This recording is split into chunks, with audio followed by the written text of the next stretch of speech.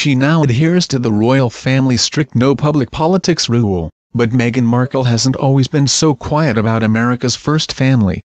3 years ago, the actress raved about Ivanka Trump, 36, on her now-defunct lifestyle website The Tig. While she may now enjoy the adoration of fans around the world, Meghan was an ascending actress at the time whose fame was dwarfed by Ivanka's. The same age, the pair had grown up at the same time, with Meghan watching from the West Coast as Ivanka grew up in the spotlight cast by her father.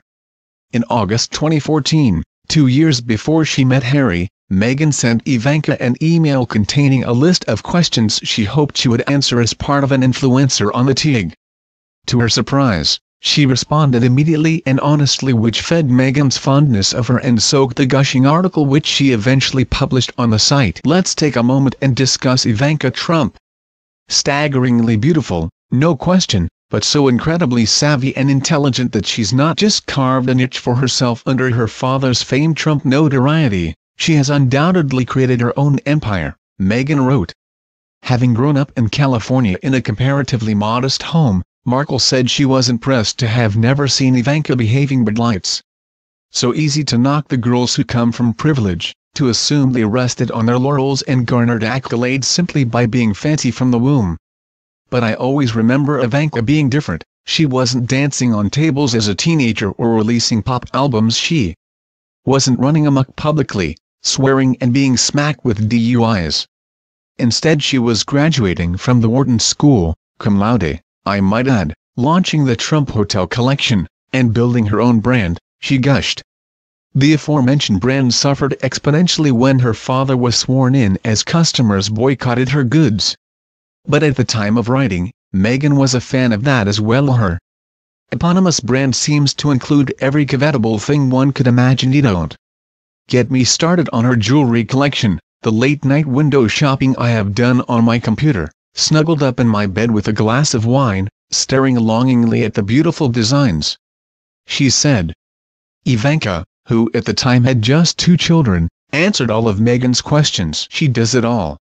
And when I sent an email asking to do a TIG talk, not only did she get back to me immediately with such honest responses, but we also began planning drinks and dinner for the next time I was in IFAS. Much I know, when we have drinks, I will make sure I order whatever she does, because this woman seems to have the formula for success and happiness down pat. Markle delighted. It is not known if their meeting ever took place. Among Meghan's somewhat random questions were, what would you spend $10 on if it was all the money you had, and where would you escape to for a week?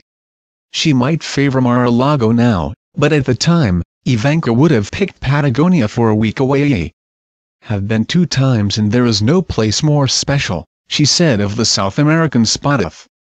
I only had $10 in my pocket. I would take my husband and daughter for an ice cream date at the Mr. Softy truck on the corner of 5th and 58th Street and still have enough money left over to buy her a balloon across the street in Central Park, was her answer to another. She revealed her nickname was Eva, said she meditated for 15 minutes when she wakes up in the morning after brushing her teeth, and claimed everything tastes better with salt. Meghan's love for Ivanka did not stretch far enough to put her on Team Trump's side during the election in July 2016. Around the same time she met Harry, Markle shared her support for Trump's campaign opponent Hillary Clinton. Sharing a photograph of Clinton at the DNC, Markle used the popular election hashtag I'm with her to thank friends who were keeping her caught up on the race while she filmed Suits. She described Clinton's candidacy as a historic moment. None of the Trumps congratulated Harry and Meghan on their engagement. So far only First Lady Melania has sat down with him. They met at the Invictus Games in Toronto, one of Melania's first solo foreign trips, and where Harry and Meghan made their debut as a couple.